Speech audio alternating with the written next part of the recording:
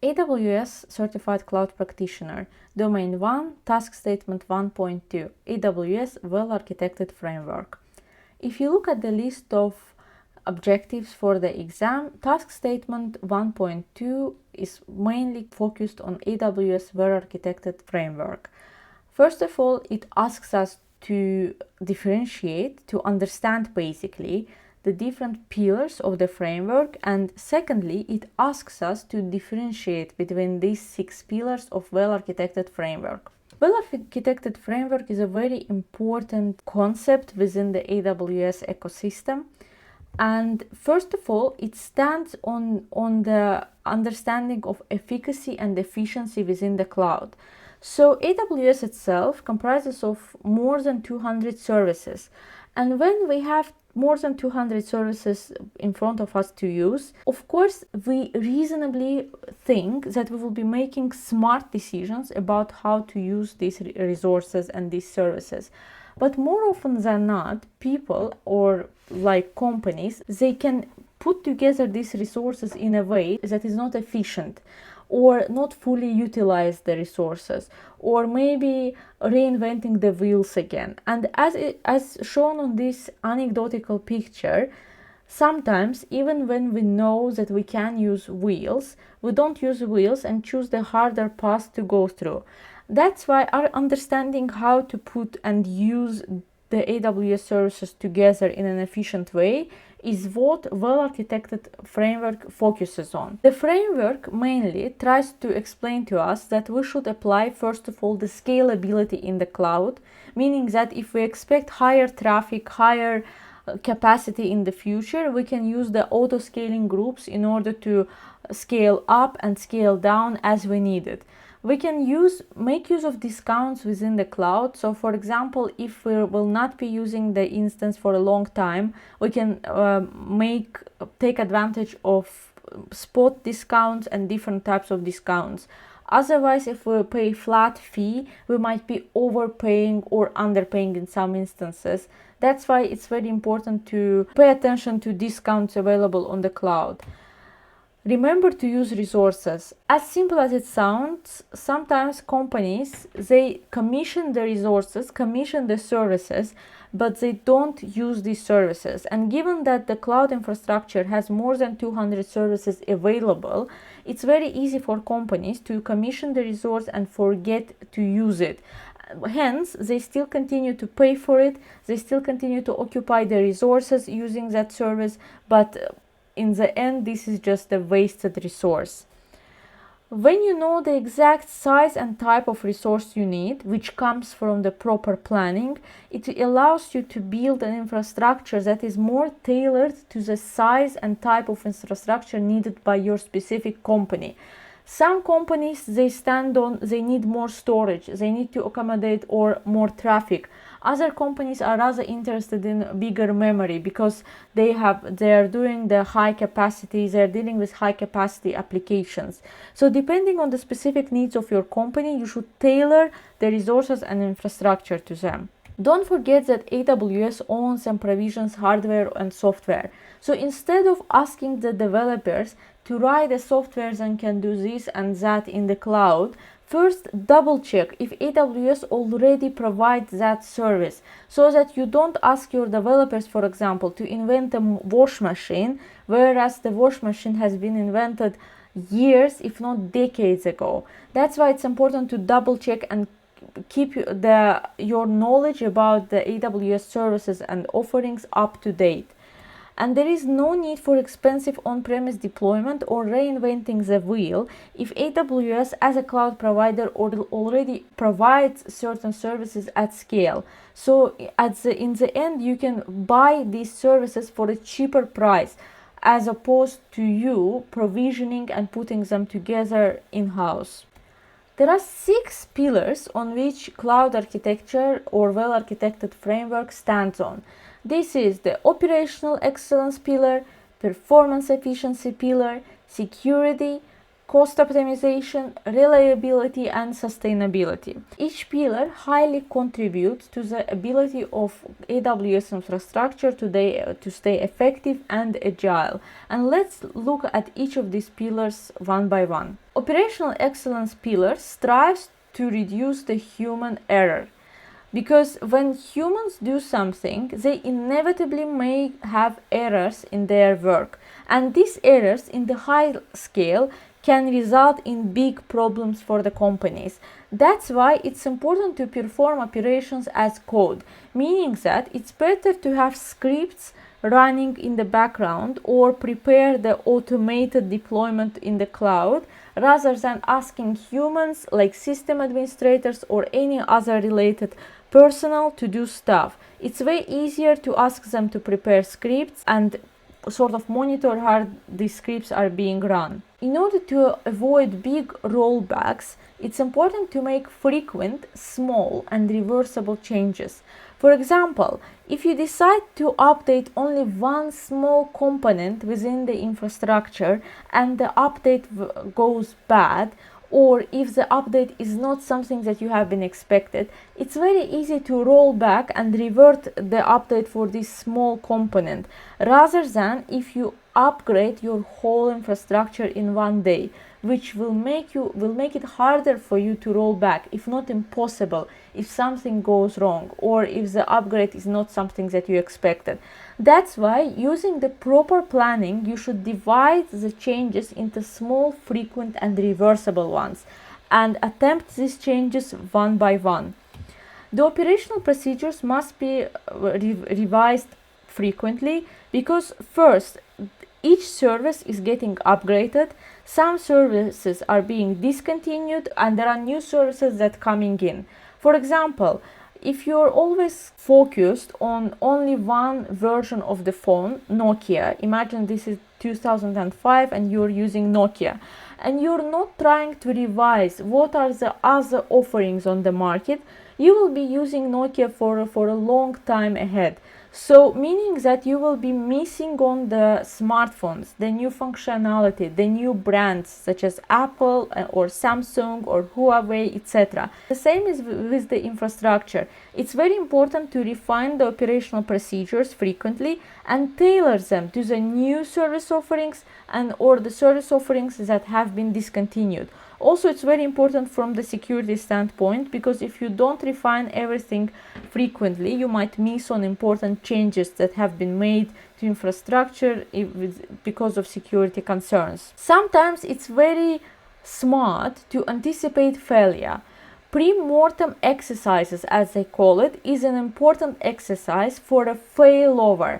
It's where you assume that something went bad, and there is a disaster recovery plan that we need to use in order to fail over devices.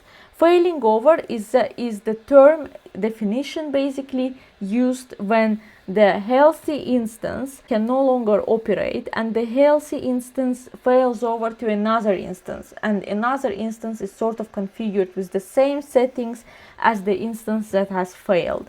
And in these pre-mortem exercises, you can assume that something went bad, there is a disaster, and you need to follow the specific outlined steps within the disaster recovery policy in order to fail over or do any other activities that you have to do. It's very important to learn from operational failures. Sometimes companies rather focus on sort of punishing the employees or punishing the system. Basically, they try not to use services that resulted in failure and etc.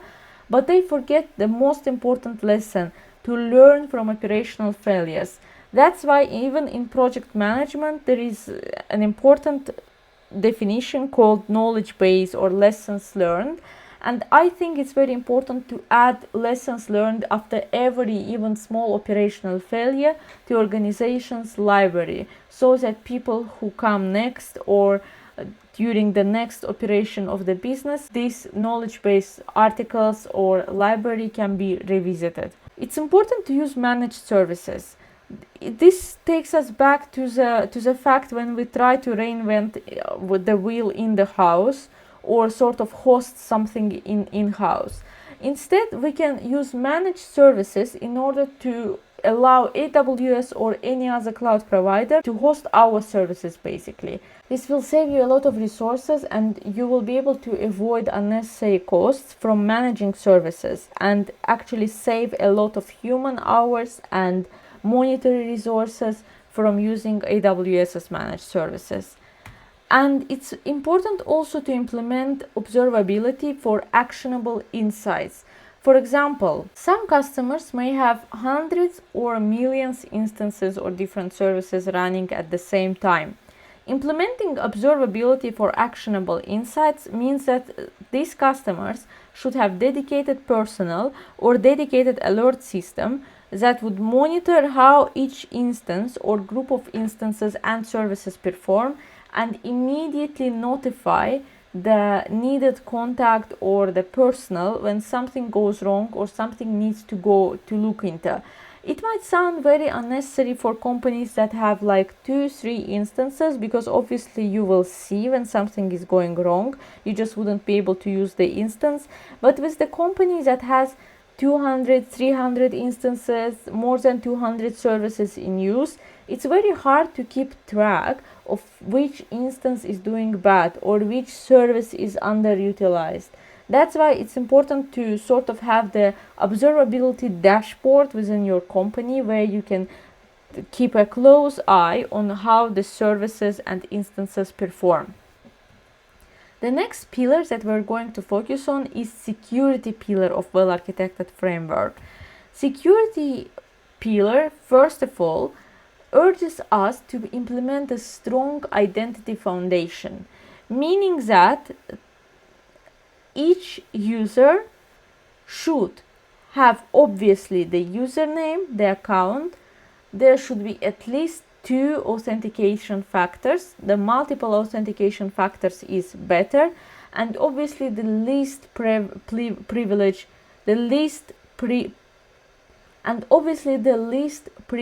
policy, where users have the access only to those resources that they have to use within their work. If they don't have to use certain resources, they don't have to have the access to them. This is what implement a strong identity foundation means. So each user that is given access to something should be able to justify why this access is given and why this user needs that access in the first place. It's important to maintain traceability, meaning that logs of everything, any alerts, any messages should be stored within the reasonable time frame and in the reasonable location so that they can be traceable in case if something goes wrong or root cause or something needs to be identified. Security should be implemented across all network layers.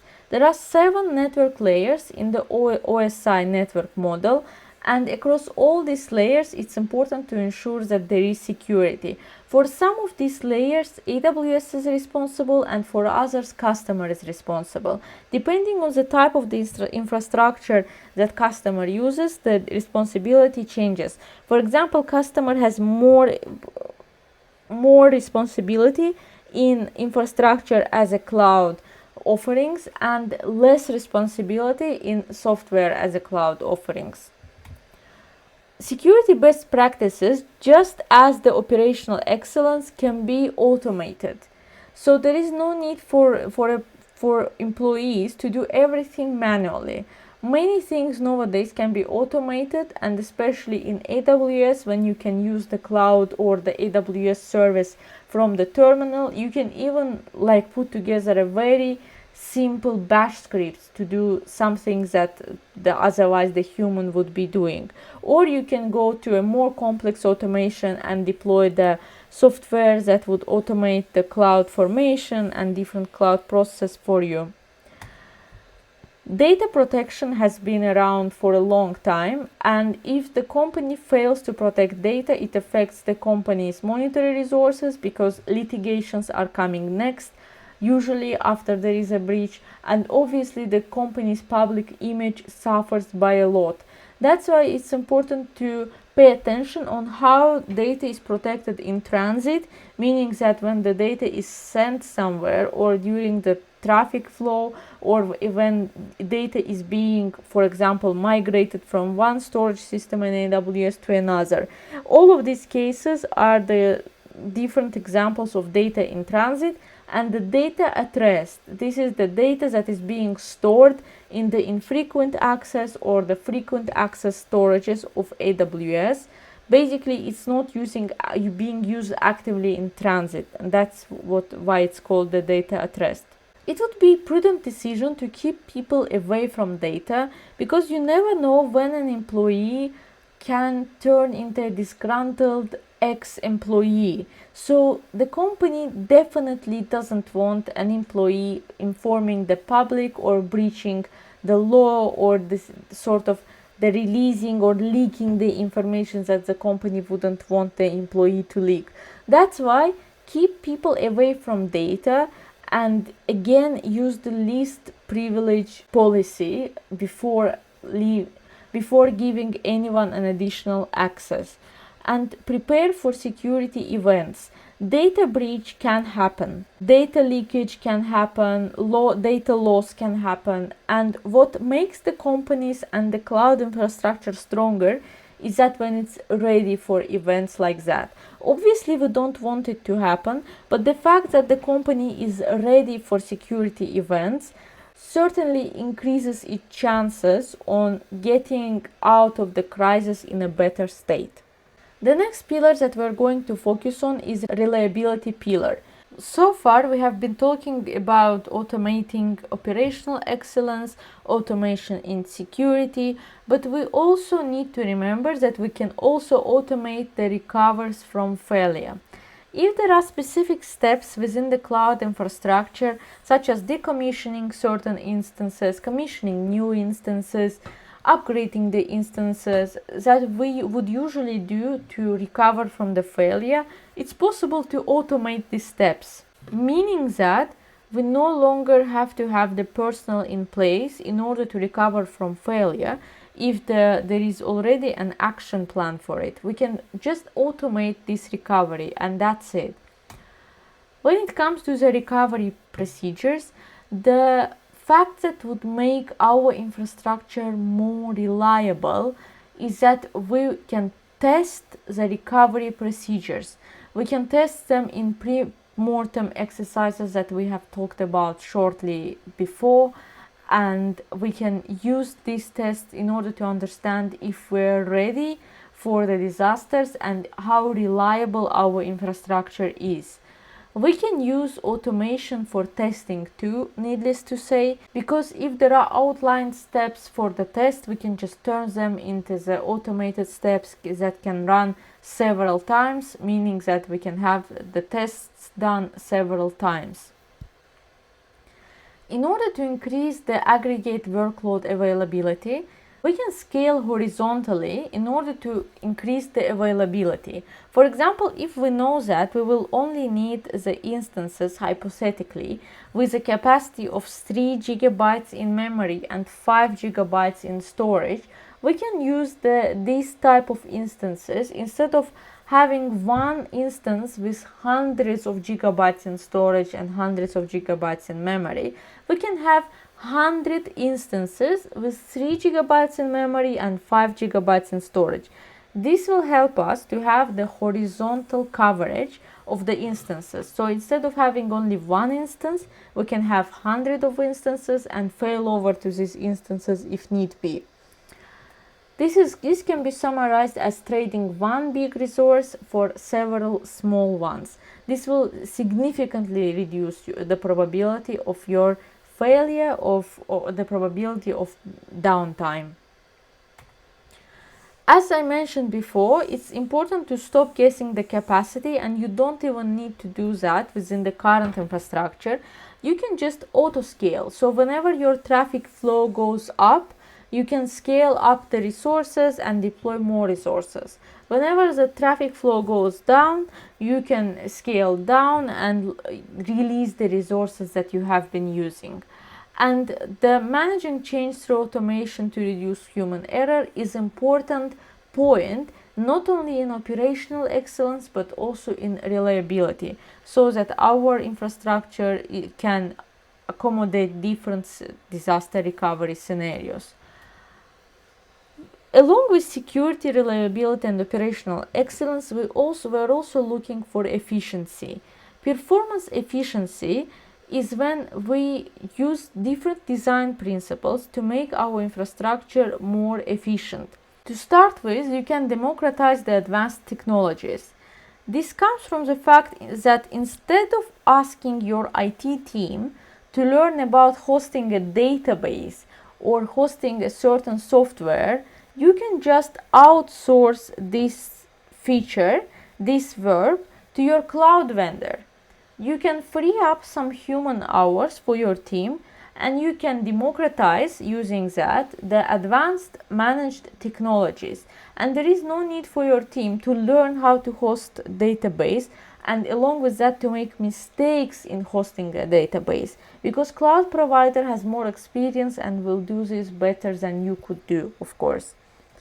Opt for managed services, as we just mentioned, instead of the independent services that you host on premises. And these promises can be connected to the instances that you currently have, so creating a small AWS ecosystem for your company's infrastructure. Global infrastructure can be utilized with AWS for a lower latency. So for example, if you have customers all over the world and your main server is located in the US, obviously customers in Europe, customers in Middle East, or even in Asia might have higher latency as opposed to the customers who live in the US. Speaking of that, you need to use the global infrastructure, global presence of instances, the content delivery networks in order to lower the latency of requests, meaning that you can deploy different instances in different availability zones. You can use a cloud delivery network and make your customers' experience better. Use serverless architecture. Serverless doesn't mean it's serverless. It doesn't mean it's running without a server. Serverless means that the server on which the application is running has been provisioned for you. You don't have to provision this server. You don't have to be worried about this server being auto-scaling when the traffic goes up, scaling down when the traffic goes down. You don't have to worry about any of that. You only have to worry about the application of itself. One of the examples of serverless architecture is AWS Lambda. It runs serverless, meaning that you don't have to worry about any servers or any instances. You have virtual resources, and you can actually purchase these resources at a lower spot prices when you make use of discounts. And you can experiment more often using these virtual resources. The more you experiment, the better idea you will have about how to put together your infrastructure in a more efficient way. And when designing architecture, try to make long-term considerations. Sometimes companies opt to deploy Windows servers because it's easier to work with Windows. And only a year later, they realize that they need Linux servers. And now they have to migrate. And remember that Windows to Linux migration might not be an easy one. That's why whenever you're deploying an infrastructure, it's important to make long-term guesses and considerations, meaning that what do I expect my network flow to look like in a year, in 5 years, in 10 years, and make decisions based on that, rather than on making the decisions on the current comfort or just being in your comfort zone.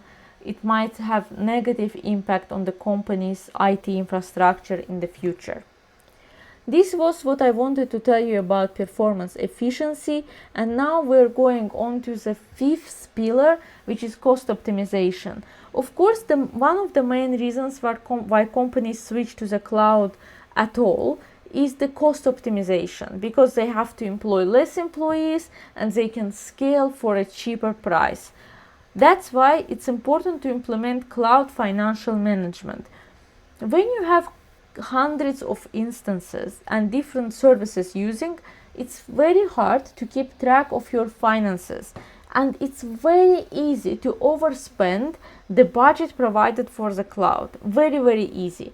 That's why with the proper financial management that AWS does provide, by the way, you can see what instances are underutilized, what is overutilized, what is not in use, what can we save money on, along with discounts available, and etc.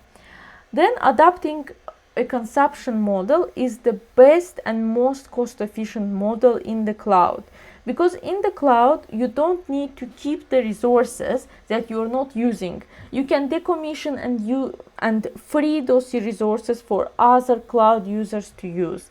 And a consumption model allows you to pay for what you consume, which is the very meaning of why cloud has been so popular so far.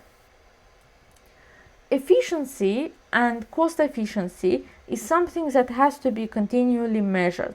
For example, today you have a team who is working on the development of the app and they need certain cloud resources. Tomorrow the app has been developed and there is no longer 30 people, for example, working on the team. The people working on the app are like 3 people. They're just working on continuous upgrades and continuous different sprints. That's why maybe they no longer need so many instances and they can downsize since the app has already been published. This is one of the ways of doing the work in an efficient way, of rearranging and redistributing the cloud resources in a way that it's cost efficient and effective for the company. There is no need to do heavy lifting, even if the AWS as a cloud vendor can't offer the service that you're looking for.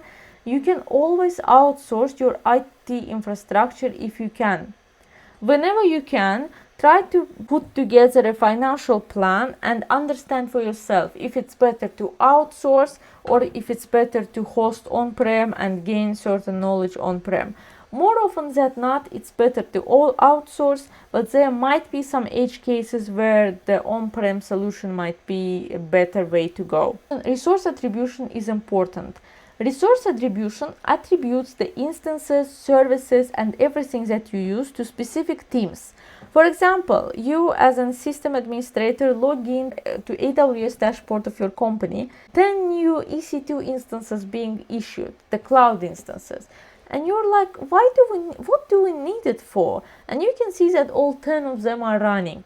So in order to avoid problems with understanding who certain instance belongs to and why, we can attribute the instances to specific teams, to specific functions.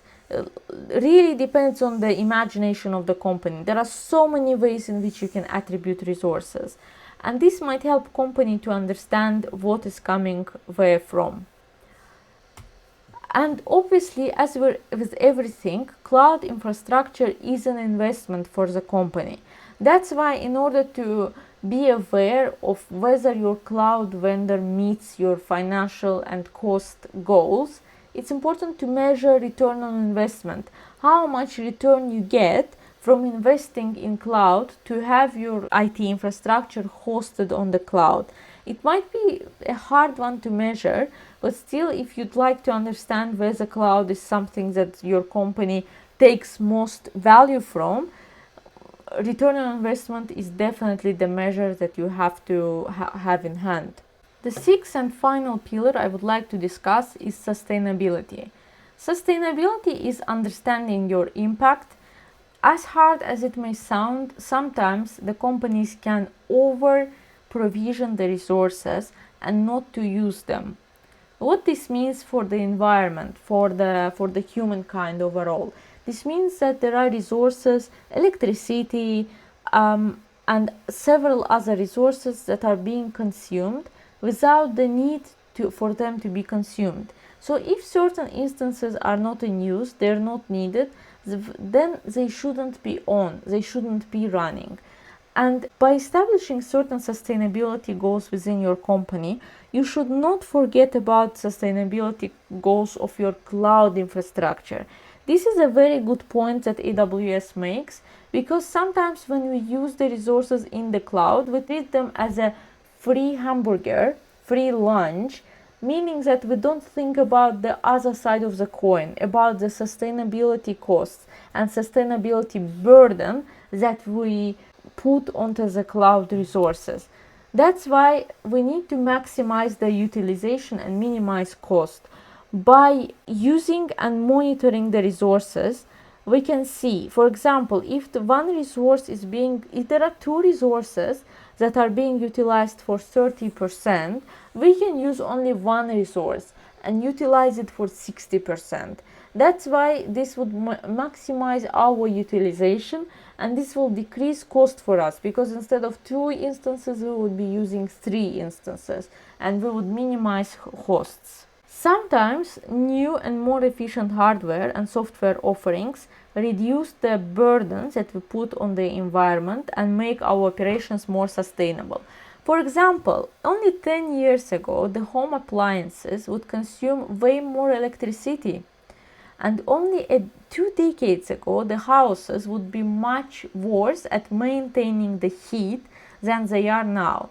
At the moment, in newly built houses, they can maintain the heat, meaning that you have to heat your house for a lesser time in order to achieve the same results. And the very same is with technology. When we adopt and anticipate new and more efficient software and hardware, we have a chance to make our operations more sustainable and, as a result, consume less resources. Overall resource utilization, when we talk about man hours, when we talk about the infrastructure, items, electricity and everything, it is obviously reduced when we use the managed services instead of the on-prem solutions. So this means that whenever we can, we should opt for managed services. If this is something that AWS provides, this is great. If there are other cloud vendors that provide the managed services, we can also opt for them. But in the end, it might still be better than having certain services in-house. Of course, there are organizations for whom it might be harder to achieve, for public and state organizations, for government. But again, whenever companies can do so, they should opt for managed services to increase overall resource utilization. The last point is the very important and interesting point brought forward by AWS. It stands for reducing the downstream impact of our cloud workloads. This means that in order to reduce the energy and resources required to use our services, our applications, we can, whenever we upgrade our app, still support the older versions of the apps, so that the customers need to do less to upgrade their devices to use our services. For example, if there are customers who are using iPhone 6 or iPhone 7, and the app that we are supporting is very important for these customers, and we stop our support for iOS versions on iPhone 6 and iPhone 7, this means that our customers will be forced to upgrade their hardware.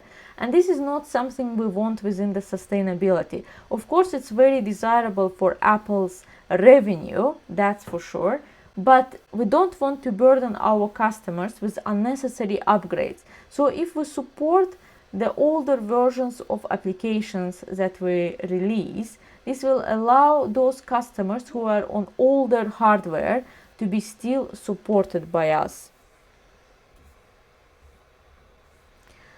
In order to put all of this together, AWS has a well-architected tool, because it might still be hard for solutions engineers to get familiarized with this and be able to implement the better version of the cloud. That's why the automated tool provides the architectural guidance and best practices on companies' current infrastructure in the cloud. It fine-tunes the applications, meaning that it's identifying the underutilization, overutilization. It tries to use scalability for our applications, and etc. And this tool's functionality can be extended into our company's policies, governance, and architecture. So if we feed this tool with our company's policies and the architecture, the tool can make decisions tailored to our architecture, because this is a concern for many companies when the tool is not meeting their expectations because it's very far from the architectures that they have. And this is no longer the case, because again, you have to provide your architecture for the tool. And this will allow you ultimately to improve your architecture and increase the collaboration on improvement across your organization. For example, if there are certain teams whose internal architecture in the cloud is not good, it is a good chance for them to collaborate with this tool and find the gaps, find the better points in order to improve the current cloud infrastructure of the company.